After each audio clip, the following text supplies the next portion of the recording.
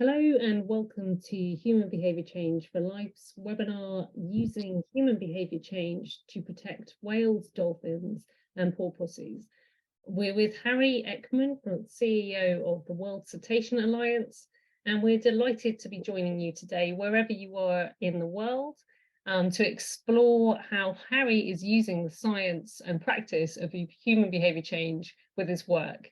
And I think we're also joined by some of his feline friends, it seems. So I'm just going to start by introducing us from Human Behaviour Change for Life before we get into the webinar with Harry. So my name is Jo White. I'm a co-founder and co-director of Human Behaviour Change for Life. And joining me today is Sophie Lewis, who's a key part of the Human Behaviour Change for Life's team. Just before we get started, just a bit of background if you don't know us as an organisation. We are a community interest company set up to support organisations to positively impact on the areas of work they're undertaking, utilising the science and practice of human behaviour change to have a greater impact. So we work in the fields of animal welfare, conservation, the environment, human well-being, and many other areas. And ultimately, our goal is to positively impact upon animals, people, and the planet. We work in a number of different areas. So we work by running education and training courses. We undertake consultancy, research, and much, much more. And we work with a team of specialists, and fortunate to say that Harry is one of our specialist team. So it's great to be able to join him today.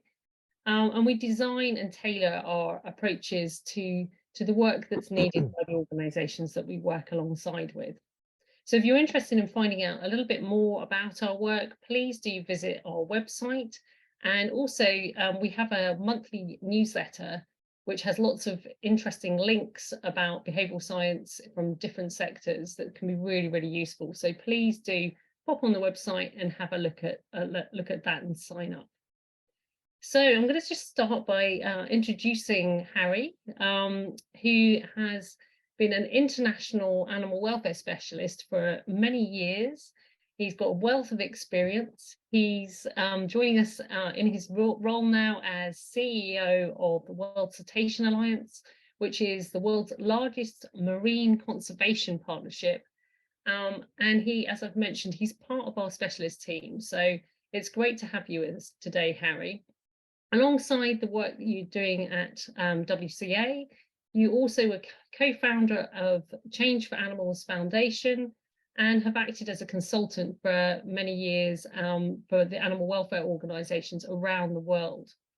So some of you may be aware of Harry's career working internationally with hundreds of locally based animal protection organisations, offering support and guidance, some strategic thinking, planning, capacity development in terms of animal welfare and conservation, but also his work in stray animal population management, campaigning to end dog and cat meat trades, lobbying in wildlife and to end the wildlife captivity, and incorporating human behaviour change concepts into animal welfare, conservation and management. So this gives us a fantastic opportunity to pick his brains today and see how he's utilised this science in his work.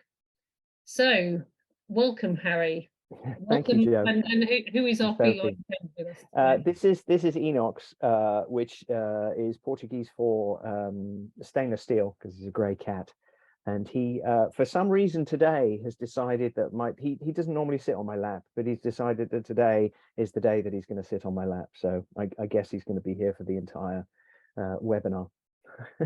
It's great to have all with us today. So to start off with, we'd like to just explore a bit about your journey in terms of using human behaviour change and how you started that journey. How did you first come across human behaviour change as a concept and a science? Well, you know, it's always kind of weird and interesting to hear your own kind of CV read back to you, and you go, oh yeah, I forgot I did that, and all these kinds of things. And you know, I've been involved in animal welfare for a long time, and I suppose to a degree, human behavior change retrospectively was always there. You know, once you understand the concepts of human behavior change, you kind of realize that it's present in all the things that you do or should do, even if you don't realize you're doing it at the time. But I think for me, when I really understood the concept, was actually working with Suzanne Rogers, obviously co-founder of Human Behaviour Change for Life. We worked together a dozen or more years ago at what is now World Animal Protection, was Whisper at the time, and it was at that point that she started working on human behavior change and concepts of human behavior change, and I think that's where the kernel of the idea of what is now Human Behaviour Change for Life came from. And so working with Suze, who just has, you know, like the two of you, this exceptional understanding of human behavior change and the concepts of it, I was able to kind of see in practice and learn through the projects that she was involved in and the assistance that she was able to offer with the projects that I was working on, how important human behavior change actually is.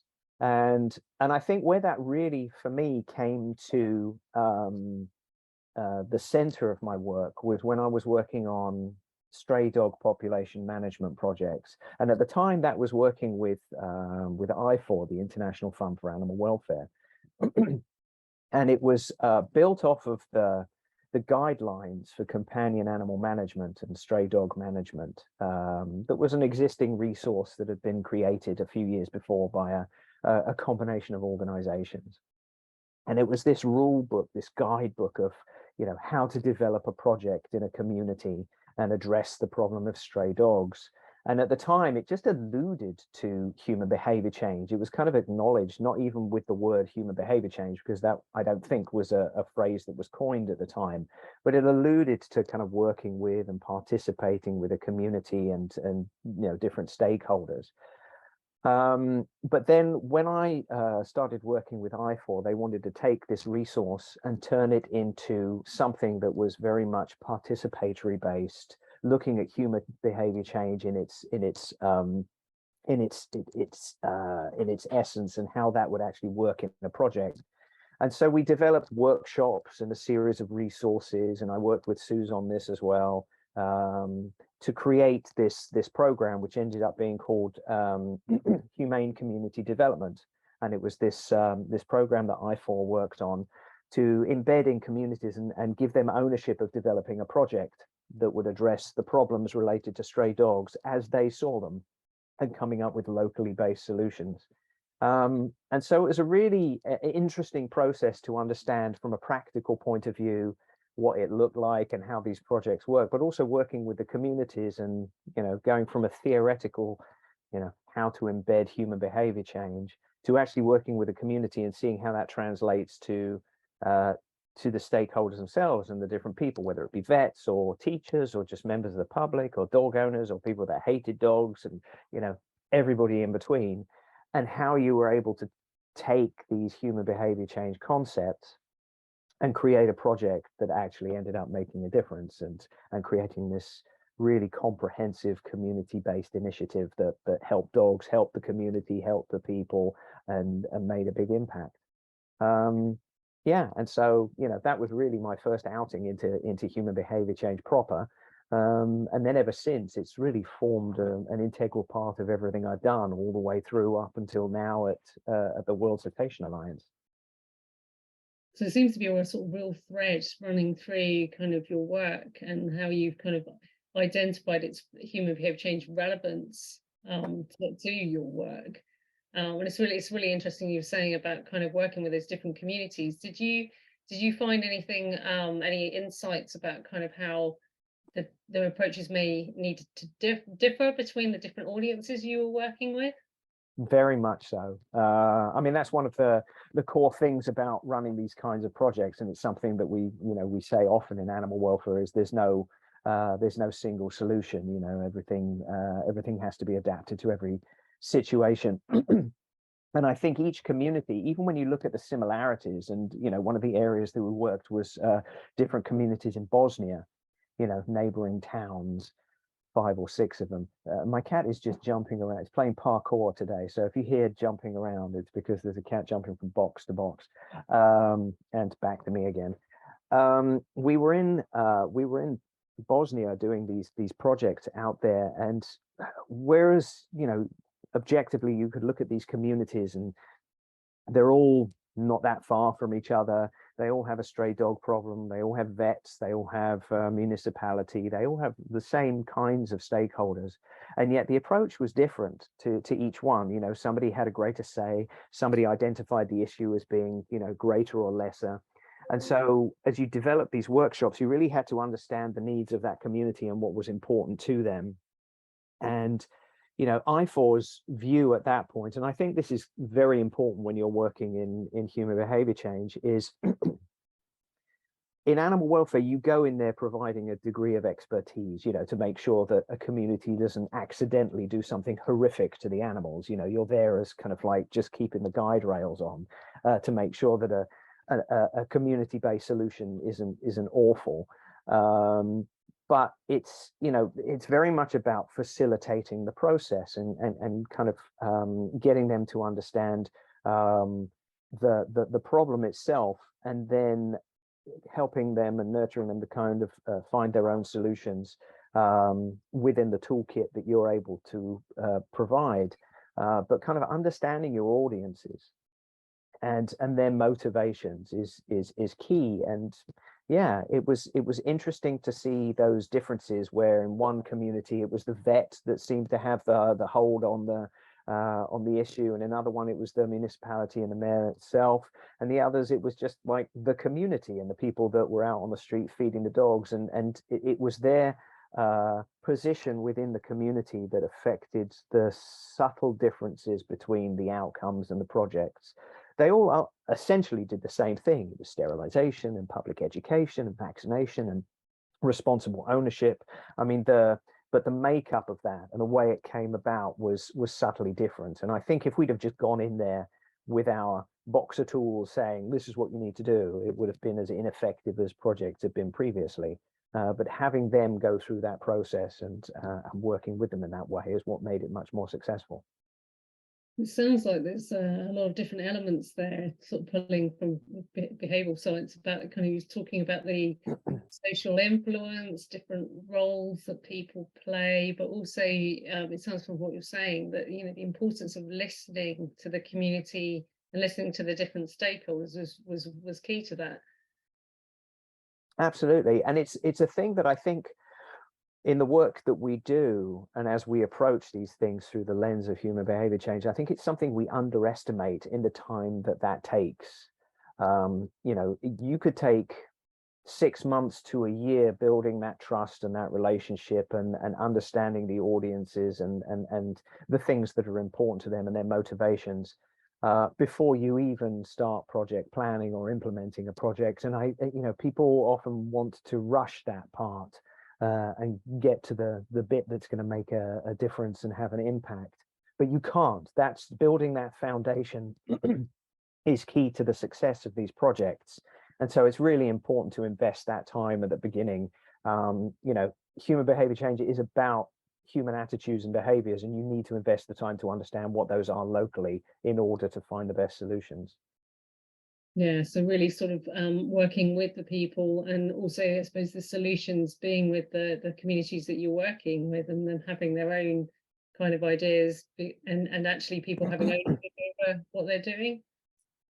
Absolutely. I mean, don't get me wrong, it's frustrating sometimes. You can walk into a place and go, you just need to do this. Like, when you've been doing it enough, you just kind of go, yeah, just do this. But you can't. You have to facilitate the process, and often you'll get to a fairly close approximation of what you imagined it would be like in the start, but creating that sense of ownership is as important as the end result itself. So it's having the patience to work through that process is vital. And we were going to explore a bit more about your journey then onto being CEO of the World Cetacean Alliance, and obviously all these exciting projects. And I know also Sophie's worked for World Cetacean Alliance, so I know she's kind of knows some of these projects. But maybe you could give us some insights into how you're practically applying HBC in your new role. Absolutely. Yeah, I mean, taking over at the WCA was was no small challenge.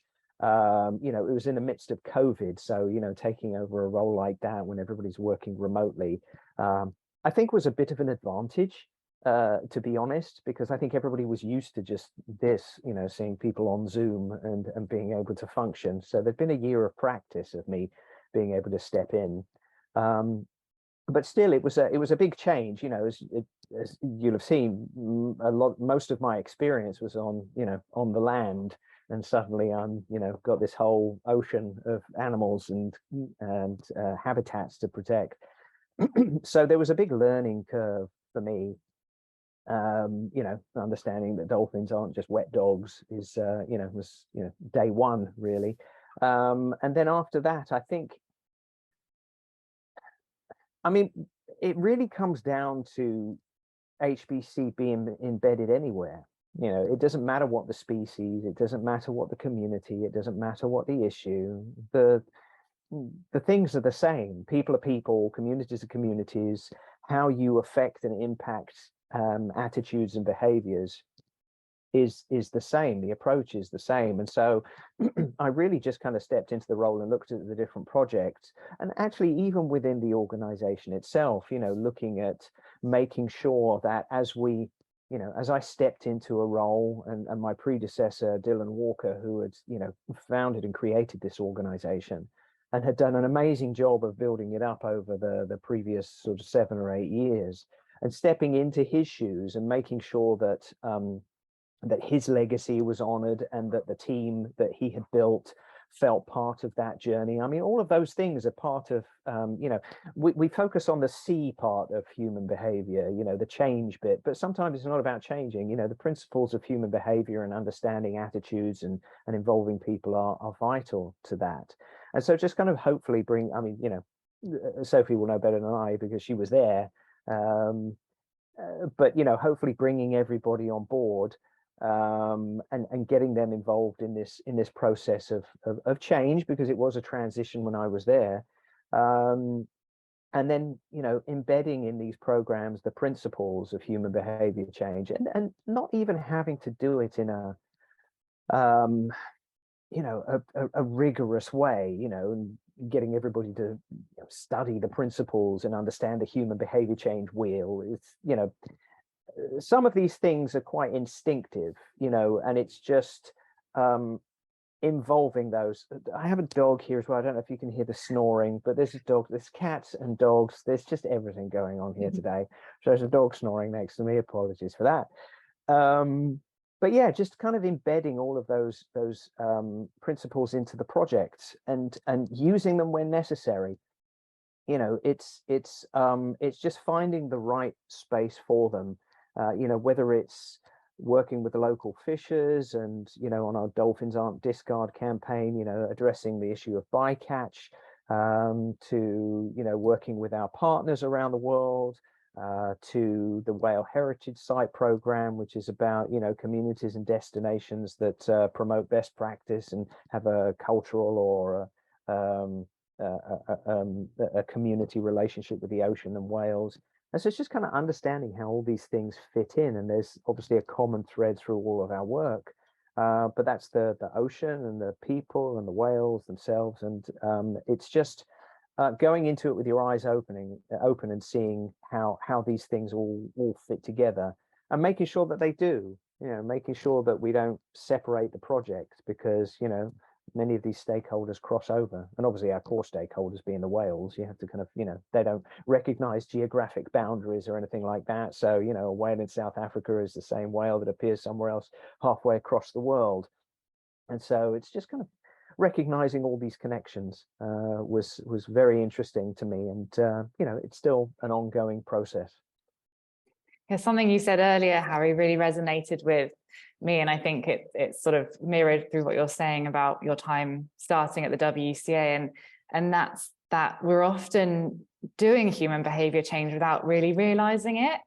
And I wondered whether that's something that you have noticed throughout your career, or whether that's kind of something that has really helped you catalyze those techniques to then apply it in maybe a more of a strategic way at the WCA through all these different projects. Absolutely. There's I remember just looking around the bookshelf here to see if I've got the book that influenced me quite a bit. Yes, it's over here. So this was one of my favorite books about human behavior change, by Mark Earls, called Herd. And I love that book. And when I started finding out and really investigating into human behavior change, that was one of the most influential books that I read. And it was, you know, Mark comes from a marketing background, and the way that he talks about human behavior change is very much from an environmental point of view, how the world around you influences your behavior. And when I started reading this and embedding some of the elements of it into the work that I did, you know, I remember sitting in a coffee shop having a conversation with a colleague about human behavior change, and just looking around and going, it's everywhere. Literally, once you understand that human behavior change is part of everything that we do, whether it's the process that you go through buying a cup of coffee, you know, you open the door, you know exactly the route you go down to speak to the person to order the coffee in Starbucks or wherever it is you happen to go. When you look out on the street, the fact that people are walking on pavements rather than just, you know, falling into the road. All of these is an environment that's built to elicit and create a certain kind of behavior. And, you know, it literally is everywhere. And so if you kind of look around and you go, we're so integrated into this idea that we don't even know that we're part of it. And then when you step out and you start seeing it everywhere, it first of all, it's quite amazing that it's so instinctive to us. But also when you understand that, how much easier it is to embed it into a project or a process without over-egging it. As I said before, you know, you don't have to have the you know, the academic understanding of the reasons why behaviors work or don't. You know, you can just use the simple tools to the maximum effect. Yeah, that's fascinating, and it's so inspiring, and it's so empowering to know that we can all do it, and we are all probably using some of these techniques without realizing, and it's just about sort of digging into the research a bit more and framing it and being a bit more proactive about integrating some of this into the work that we do in our day-to-day lives, but also in our personal lives too, which is really great. Harry, just to be a bit more nosy and to delve into WCA projects a little bit deeper, and I know that people joining the webinar will also be quite curious about some of the individual projects. I wonder whether you could maybe pick one or two of the projects that you're working on and talk a little bit about how you're integrating human behavior change techniques into those projects. Yeah. Well, I suppose there's kind of, you know, we do have, and I would suggest to everybody to click on the website and have a look through at our projects and support the WCA as well through our various means. A little plug there. But as far as the projects go, you know, there's a few that I think are particularly interesting when you look at it through the lens of HBC.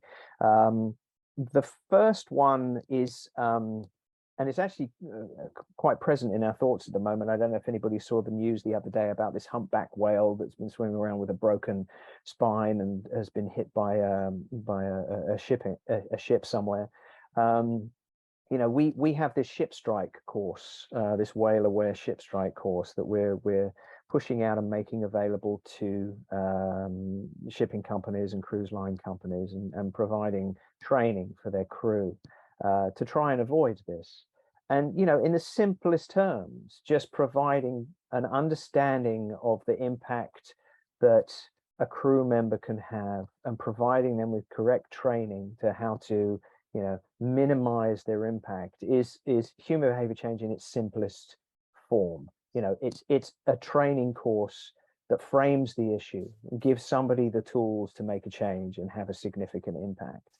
And we're now reaching out to different cruise companies, and we've signed some contracts with some cruise companies, and we're on a training platform that potentially could reach 60% of the shipping companies around the world.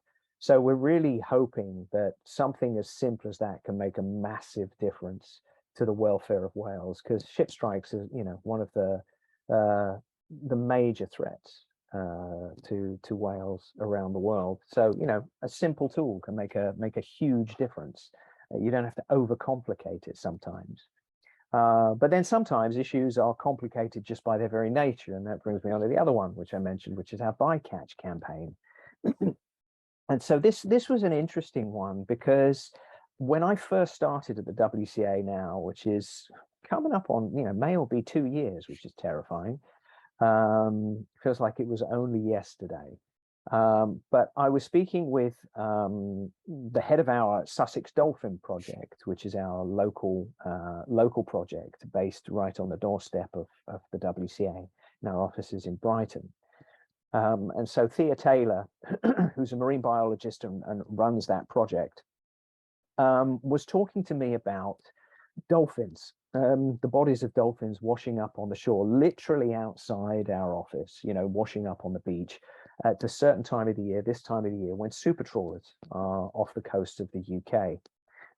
So these giant factory ships come up with their, kilometer-long nets, fishing in the English Channel, and as a result, they catch everything that comes in their path, cetaceans being, and dolphins and porpoises being just one of the many species that are caught. And the result of that is they wash up on the shore, and by estimates, this depending on which statistics you read, but every year it potentially affects 50,000 dolphins around the entire coast of the UK. This is the number of dolphins that are killed as a result of this bycatch. So we thought, okay, this sounds like a good campaign, right? This is something we can get our teeth into. From a human perspective, it's very local, it's very personal to us. It resonates very well with us at the WCA, with the community, with the local stakeholders. So this is a very good example of a project where it potentially, even though it has a national and international impact, has a very community-based approach, which when you're communicating with audiences is very important, because you get that resonance of it being something quite personal, especially when you're talking about something on the scale that we're talking about. Where it got complicated is realizing that we're not just talking about protecting cetaceans, we're talking about the entire fishing industry. And EU legislation and international legislation and UK legislation, and then that leads into Brexit and all of the arguments. And so we open this Pandora's box of a campaign, trying to understand it. And after working out all the complexities of it, and working out how do you speak to people when it's about dolphins, but actually it's all about food sustainability and fishing practices and legislation and failure to mitigate and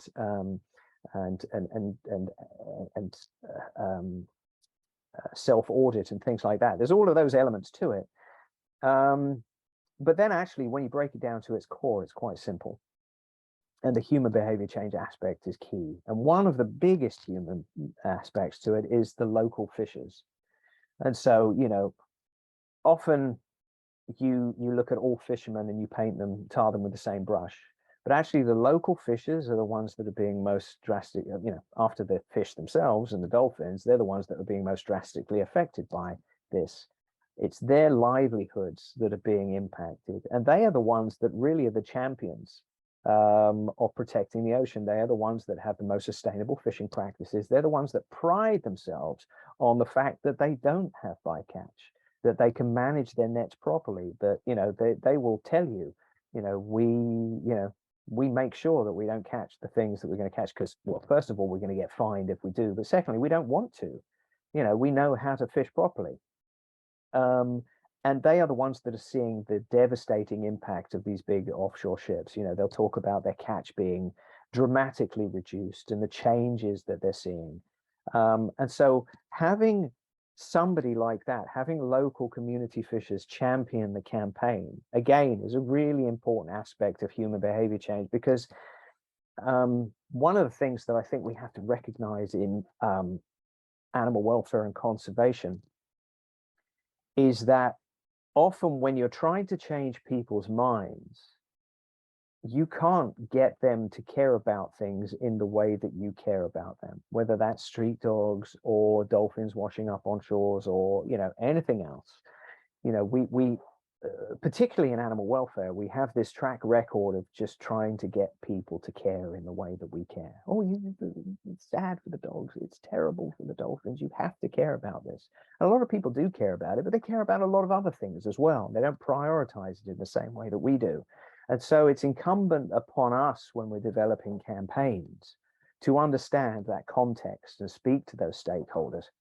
The fishermen do care about dolphins, but they care about their families and their livelihoods, and the fact that some of these are fourth generation fishers, and they care about the environment. They want to carry on this legacy for their children to be able to fish.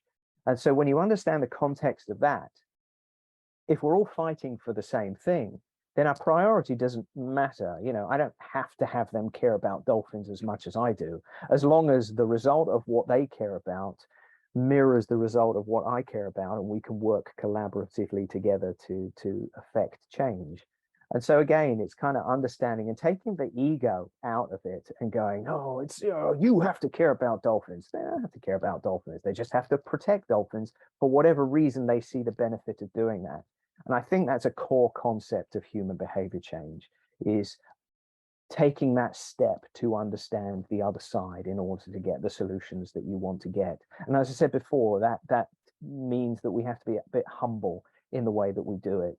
And because we're the ones who are trying to create the campaigns, we're the ones that maybe are the ones that have to make the first steps to compromise. That was a long, rambly answer.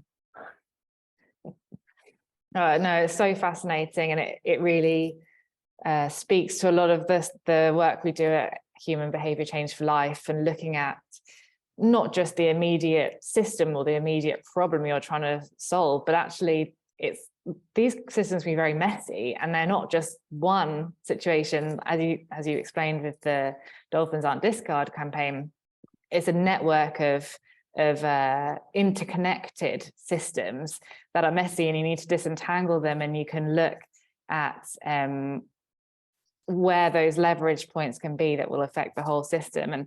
And one thing I think it's nice to see that Sussex Dolphin Project and the Dolphins Aren't Discard campaign grow, and it actually links quite nicely to what we were talking about earlier about not always knowing you're doing human behavior change.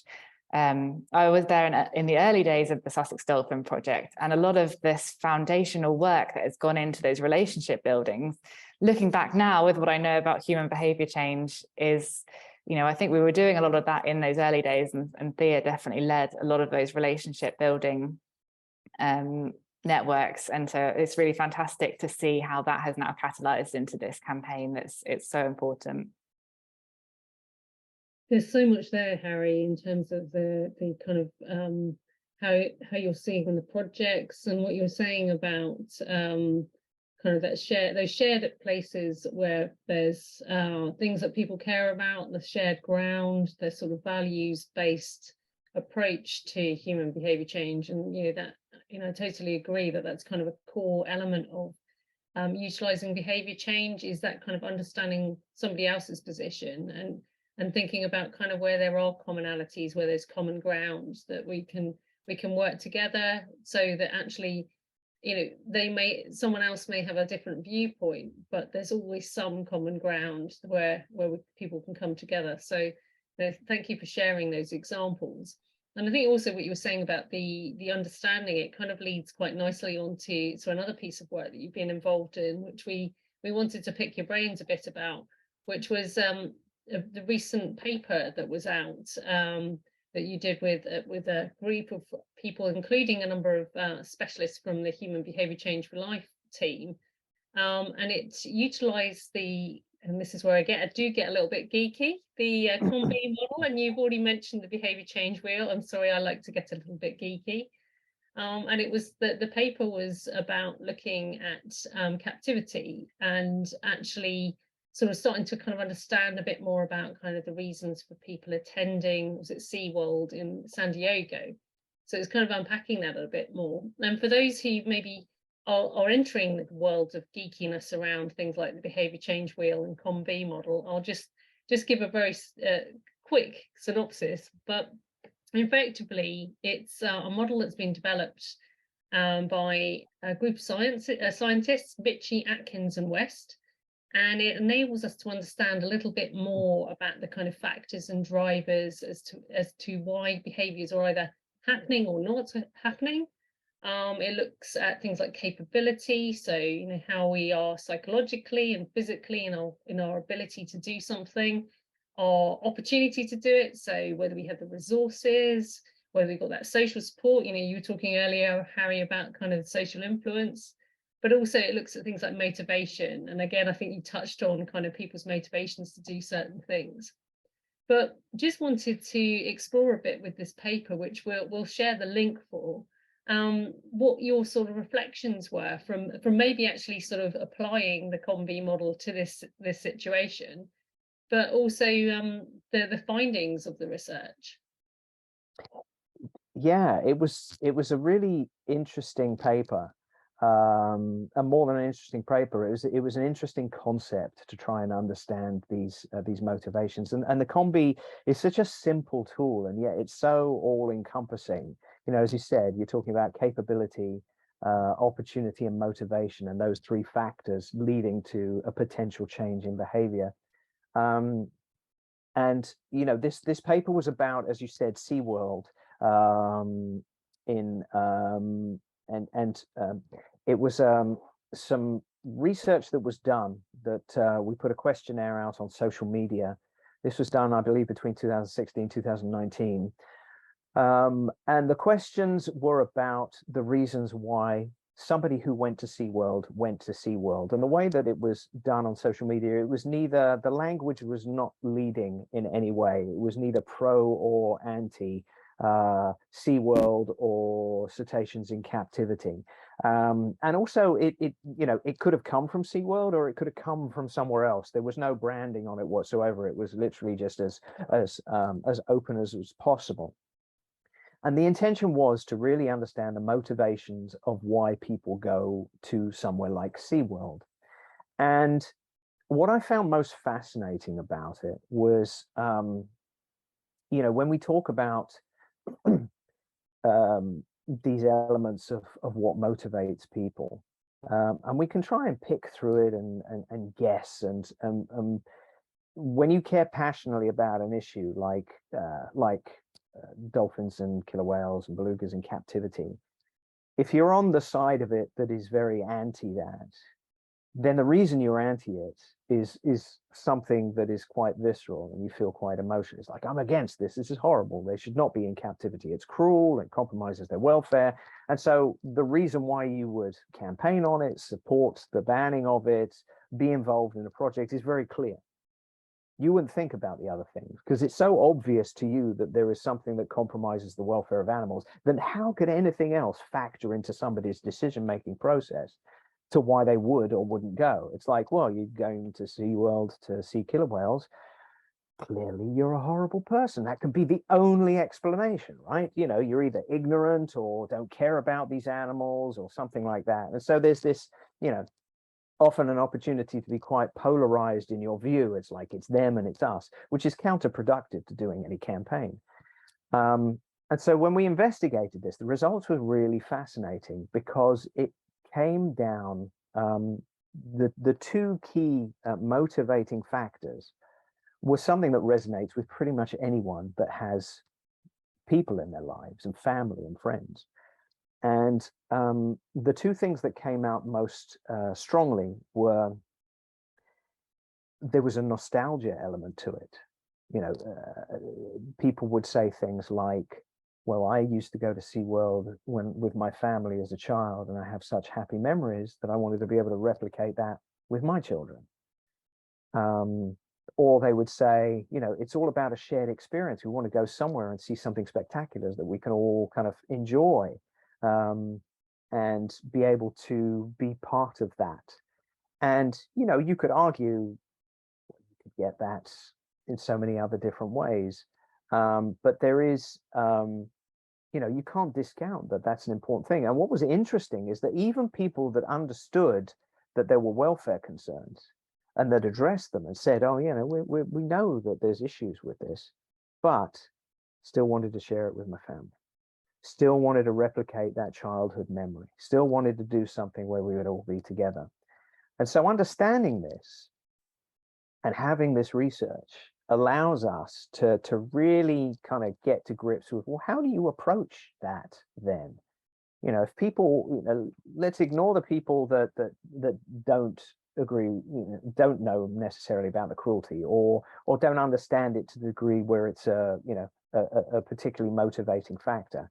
If you just focus on the people that know that there are welfare issues, and yet discount them because they want this experience, how do you then communicate to them?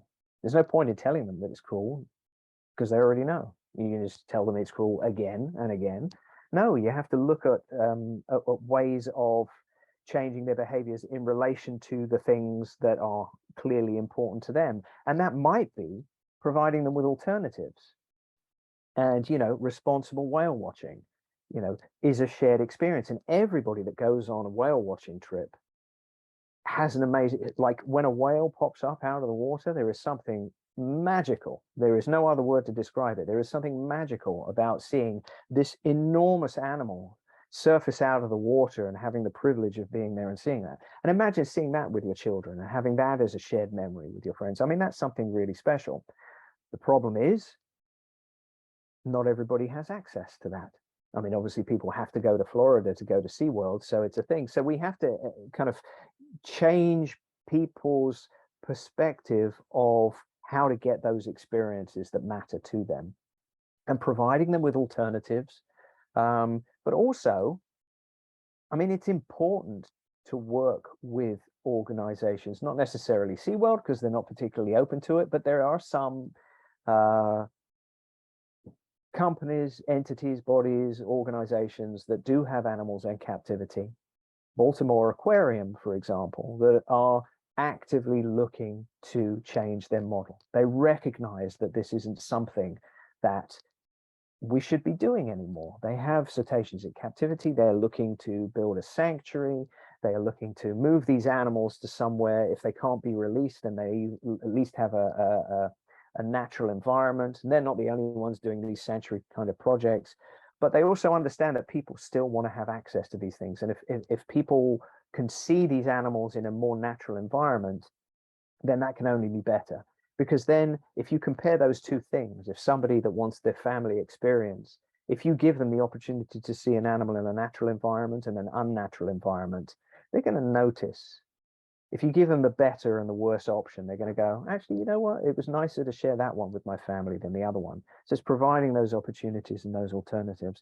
And really, that's I think the key lesson that came out of this research was being able to look at those motivations and have them formulate the solutions, and maybe even look at partnerships that allow us to do that, looking at different stakeholders that allow us to provide those kinds of solutions. So it's really using the evidence from that kind of understanding to sort of use practically in the work that you're doing. It's kind of really interesting what you were saying about kind of the insights about probably the power of the emotional element, where people are sort of, you know, that's nostalgia and kind of the relationship they had, but looking at alternatives and options. But also what you're saying is like it seems like there's an enormous opportunity for that collaboration with other organizations. And looking a little bit a bit more behind the scenes about sort of some of your journey and the challenges that you see as you've taken this step into the land of being a CEO of an organization. Obviously it's kind of really exciting to kind of have that journey, but there's also maybe challenges as well. And thinking more broadly, whether it's your role at WCA or as a role as a CEO, are there kind of any elements of where you've utilized behavior change to help you as you've kind of taken that journey to becoming a chief executive? Oh, yeah, absolutely. I mean, you can't not, to be honest, changing people's attitudes. To me, even being a CEO, it's a core one.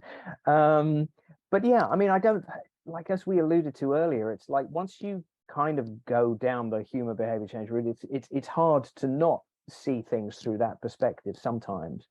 But I think, yeah, every role and every level that you have within an organization, there are going to be challenges. As you go up to more senior level, then you are looking at things that are more organizationally based than programmatically based, and you're working with people in a different way. And so again, it's just kind of using those lessons, but using them appropriately. In the way that you communicate, in the way that you try to elicit change, whether that be the way that an organization operates strategically, or the way that you engage with partners. But then it also works on a campaign level, like with the Dolphins Aren't Discard, or a local programmatic level. I think it's just kind of making sure that common thread is all the way through. Yeah, and there's always going to be challenges, but the good thing about being involved in HBCL is there's always somebody to call on for advice if I need it. I can phone up Suze or you and just kind of go, how would we address this? And there's always tools and advice available. So it's good to be part of a wider community of people that have different levels of experience that you can call upon. And I think that's something we love as well, is that whole thing of being able to come together and share lessons learned, things that worked, things that haven't worked, things that we do differently, but also things we want to do more of, which is always exciting. But yeah, no, that's fantastic. We wanted, before we sort of wrap up, to give people the chance to pick your brains and ask any questions. So we were going to finish by sort of opening up the floor for questions. Maybe if people want to pop a question to Harry in chat, I'm answering for him. He'd be happy to answer anything. Almost anything. Please pop any questions you have for Harry down in the chat. But thank you, Harry, for this. It's been really, really interesting. It's been lovely. It's always nice to share kind of like these practical experiences of the work and being able to put it in a tangible way. As I said, the research and the reading and the understanding that we have, but then seeing the practical implications is always good. And yeah, there's such useful tools to be able to call upon, and it's also just really interesting. I mean, I think it's something that we talk about sometimes, is that people that are involved in animal welfare and conservation, we care about animals, but you can't do this work without having an interest in people as well. And we're at the core of all of the problems related to animal welfare, and therefore we're at the core of all the solutions. So you kind of have to, whether you want to or not. Yeah, it's certainly kind of that common denominator, isn't it? I mean, I kind of think from my own personal experience of like those moments where it's like, well, there is no option. I've got to do the human. I've got to look at the human. That's what I've got to kind of focus on. I think we're getting some questions in. So Daniela has put a question. So do you have any good resources, tips regarding the behavior wheel and COM-B model for being able to understand them and apply them? The COM-B model I really like because of its simplicity, because you're looking at those three elements and you can interpret them in different ways, and they all have to be present, but some of them are quite tangible and easy to understand. The behavior change wheel is it's a more complicated tool, and it goes into greater detail. And I think you're probably better placed to talk about this, Jo, than I am. But it's something that I think I wouldn't, in my beginnings of working on human behavior change, have jumped straight in with the behavior change wheel, because it's sort of terrifying as well, because there's so much to it, and it can become quite overwhelming to the beginning. I mean, it's such a good tool and it's so useful, but you do need to kind of understand how to focus on it and where to use it properly. But I mean, there's amazing trainings and webinars that I know you guys have done previously that demystifies it a little bit. But yeah, I don't know if you want to talk a little bit more about the behavior change wheel there, Jo. Yeah, I certainly also love the behavior change wheel and the COM-B model. And I suppose the thing, I think you're totally right. I think it's probably not the one to jump straight into when you're sort of first coming to human behavior change, but if you have a particular project that you're working on, actually getting the book and working your way through it, it is a step-by-step guide. So I think that can be really, really helpful, actually having something in the real world that you're working on.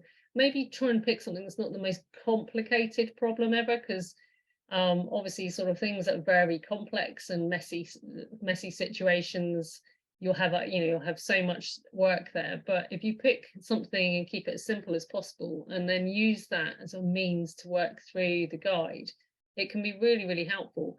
It's not necessarily the quickest thing to go through, but it gives you that whole process right through, from the understanding using the COM-B element of it, to the intervention design, to how you sort of make sure that what you've learned from the COM-B part is applied to what interventions you're choosing, right through to kind of how it sits in the wider world of policy. So it's a really, really helpful tool. But yes, let us know how you get on, Daniela. Were there any other questions from people? We've given them all the information they need. There are Yes. no questions. We've been succinct all the way through. Well, wait, maybe while people are thinking about it, Harry, perhaps you could sort of end, unless you've got any other questions, but bring together what advice you would give to someone looking to use human behavior change in marine conservation, but also in anything else, really. Yeah, I mean, as we've said before, it's understanding that it's a thread that goes through everything, I think is key. That it's, for the longest time it was something that was shoehorned into a project or a program. It's like, oh, we should probably think about human behavior change as well, but it's so integral to it. It's fundamental to the success of any program that I think it has to be treated and considered in that way. And I think also, complementary to understanding human behavior change, if you're talking about addressing projects or programs or campaigns or anything like that, anything that requires a strategy, I think it's really useful to have at least a basic understanding of the principles of project management, because then that way you understand how to embed these things into a project. And I don't think you can separate those two things very easily. So I think it's quite important to have that kind of foundational understanding as well. And then the other thing, I suppose, lastly, is just to understand that these, there is no one size fits all solution, which is what we've already said, but also that it's you're not going to get it right first time. You think that you've done the research and you've worked out the nuances of the project and come up with a great campaign strategy and spoken to all the stakeholders, and then it doesn't just work out the way that you envisaged it would. And that's because situations change and things evolve and people's attitudes do change, not necessarily in the way that you want them to. And so it's important to kind of have that, feedback mechanism to understand, how you can evolve and change the project. And one of my favorite quotes is actually from the TV show The West Wing. and one of the characters talks about you know, a policy or a situation they're trying to change. He goes, in the evolution of everything that worked, there was a time when it didn't work. And I particularly love that quote because it's true. And you know, we're on this constant evolution to implement change, to make a difference, to do things like that. And you just have to understand that if it's not working, that doesn't mean it doesn't work. It just means it's not working right now, and you keep at it, and you'll find a solution where you can elicit the change and have the impact that you want to have. That's wonderful. Thanks, Harry. And as we're coming towards the end of this great session, we have had another question in. It's quite a big question. So Penny, we'll drop you a line if that's all right. It's all about looking at communities who aren't motivated and looking at solutions and interventions. So because that's quite a biggie, we will come back to you, Penny, if that's all right, because that's a really interesting area. So we will get in touch. So I just wanted to say a very big thank you to Harry today. It's been a fantastic session. And just to hand over to Sophie to tell you a little bit more about how you can find out more about the work that we do, and maybe get in touch about other areas as well. So thanks a lot, Harry, for all of your input today. It's been a brilliant session. Thank you. It's been a pleasure speaking to you all. And yes, Penny, I can get back to you with an answer to that question. I have experience in that exact thing, and it's not easy, but there are tools that you can use. So I'd be happy to get back to you with an answer on that. But thank you, Jo and Sophie, for inviting me to speak today, and for everybody that's out there listening. Yeah, thank you everyone who joined us today. And just a final few take homes. Am I just checking I'm not on mute? I'm not. And so yeah, just before you leave, a few final messages we wanted to say. So we are collecting donations. If you enjoyed the webinar, we would more than welcome a donation at the above link. And these are all being split between Human Behaviour Change for Life as a community interest company and the World Cetacean Alliance to support some of the programs that we talked about today. In terms of the WCA, please do have a look at the Dolphins Aren't Discard campaign. There are lots of different actions you can take, from donating to support the campaign to signing the campaign too. WCA has a really great ally program, which you can sign up to yourself, or you can also give it as a gift, which is a great idea for Christmas. As well, for Christmas, you can look at the WCA shop. And Human Behaviour Change for Life, I think Jo wrote this in the chat, but we also have a brand new foundation course, which is a really great starting point if you'd like to dip your toe into human behaviour change a little bit more and find out more about it and how you can use it in your work and your personal life. And finally, please do sign up to the Human Behaviour Change for Life newsletter. We share lots of different bits of information from all different areas of human behaviour change in different sectors. And we would really love for you to join that too. And please do get in touch if you have any further questions or you're interested in anything that we've talked about. We would love to hear from you. All of our email addresses are at the bottom there, and we will also forward you those in a follow-up email with the recording of the webinar. Okay. I think that's everything from us. And as a final thank you, and have a great rest of your day, evening, morning, whatever time zone it is where you are.